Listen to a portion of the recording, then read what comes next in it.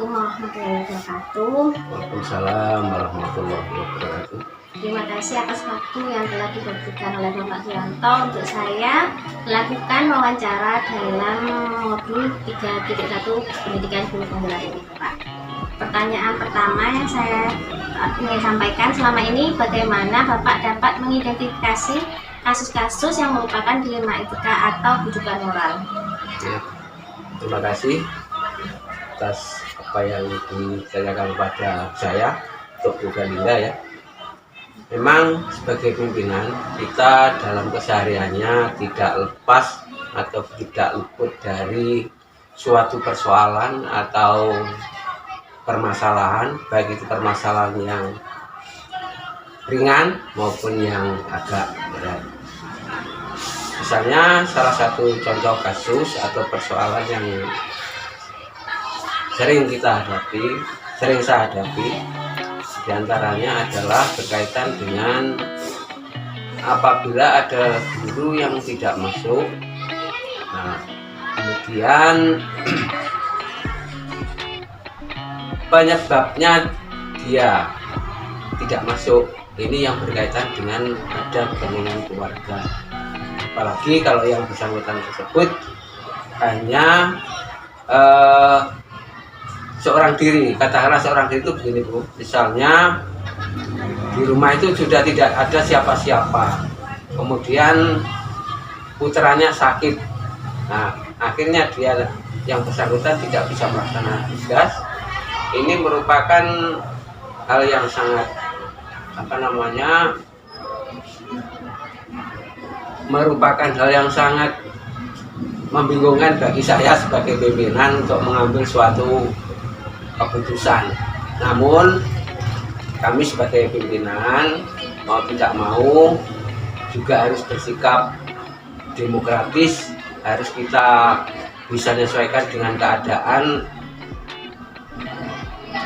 guru tersebut. Biarpun sebenarnya ini merupakan hal yang sangat berat, namun juga saya harus bisa memutuskan yang pada intinya begini.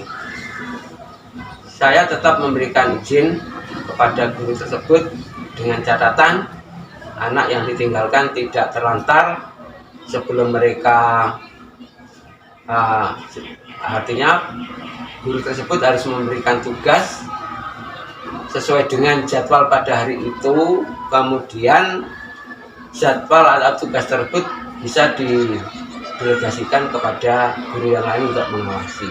Ini misalnya ada salah seorang guru yang tidak masuk dengan alasan-alasan karena ada keluarga ataupun putranya atau keluarganya yang kebetulan ada yang sakit. Jadi selama ini Bapak menjalankan pengambilan keputusan di sekolah itu terutama untuk kasus-kasus di mana ada keperluan yang sama-sama benar atau sama-sama mengandung nilai kebajikan. Bagaimana Bapak menentukannya?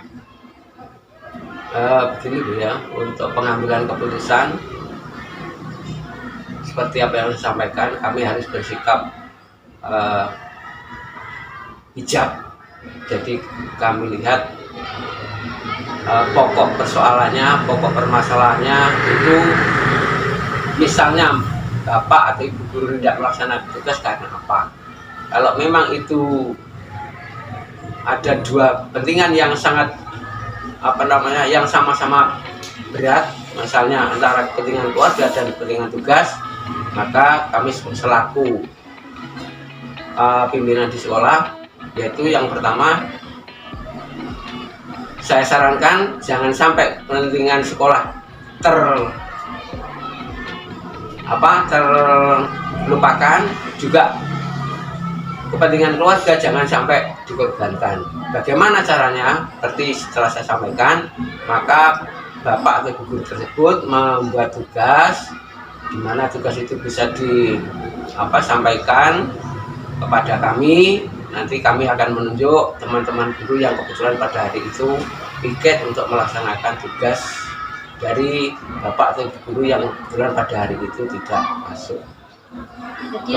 Kemudian untuk kepentingan keluarga sudah jelas, dengan tidak masuknya bapak atau ibu guru tadi berarti dia harus fokus pada keluarganya sesuai dengan situasi dan kondisi yang dialami pada keluarga tersebut.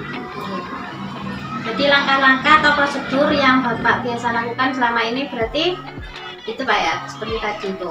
Ya, yang pertama kita identifikasi dulu pokok persoalannya, mengapa, kenapa kok sampai tidak masuk sekian hari misalnya, baru kita ambil langkah-langkah dan jalan keluar untuk menyelesaikan atau untuk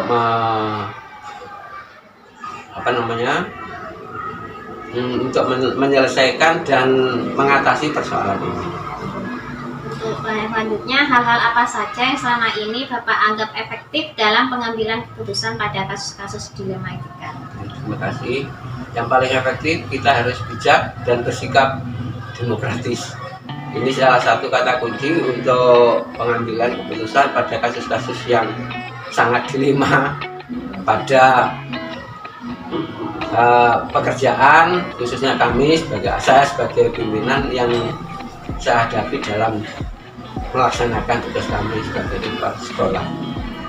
Untuk selanjutnya, apa hal-hal yang Bapak lakukan dalam mendapat tantangan dalam pengambilan keputusan pada kasus-kasus dilema etika?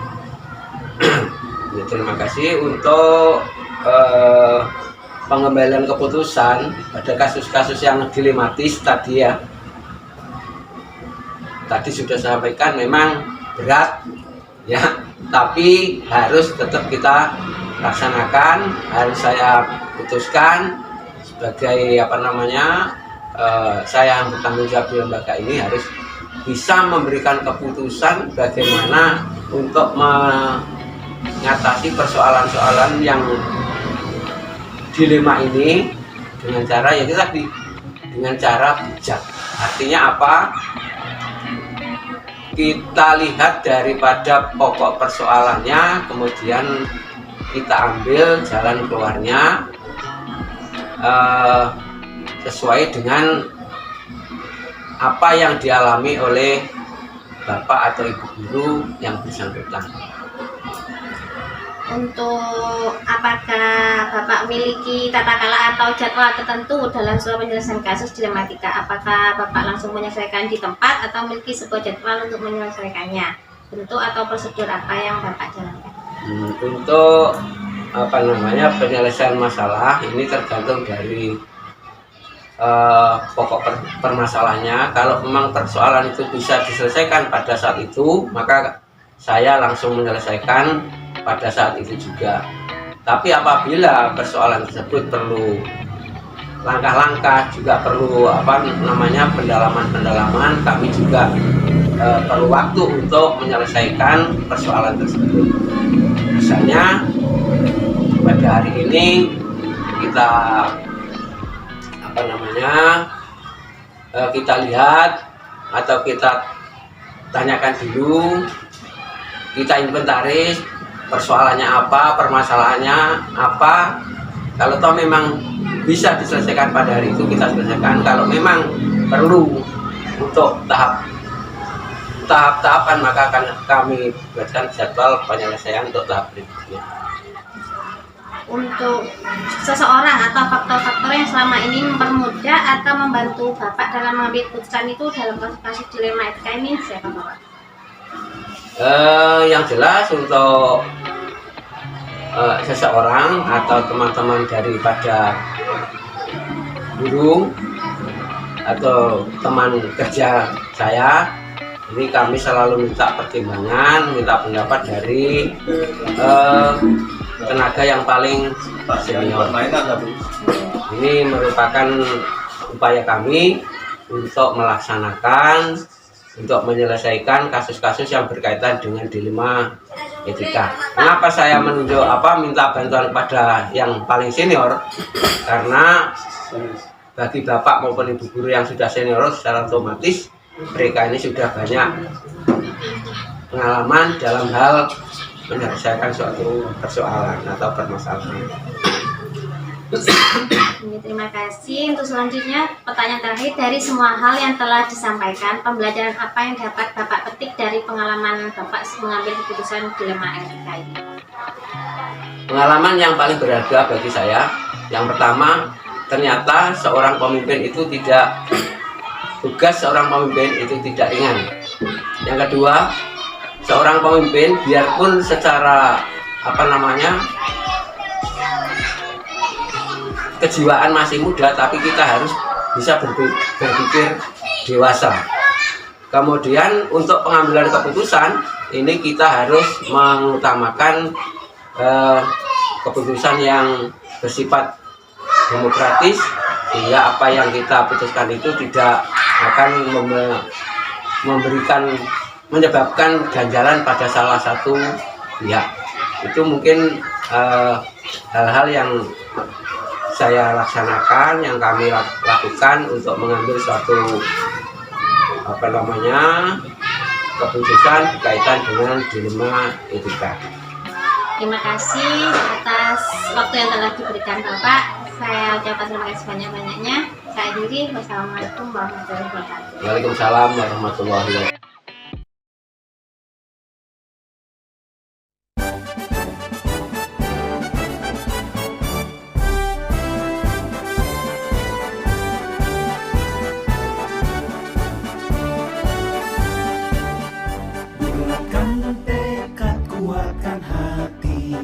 Negeri ini memanggilmu kawan, belajar bergerak berbagi untuk negeri, guru penggerak majukan pendidikan, guru penggerak menghamba para murid, kreatif rancang pembelajaran, hargai potensi tingkatkan prestasi, lahirkan profil pelajar Pancasila. Belajar bergerak berbagi untuk negeri, kita menjalin kolaborasi. Belajar bergerak berbagi untuk negeri, demi bakti pada Ibu Pertiwi.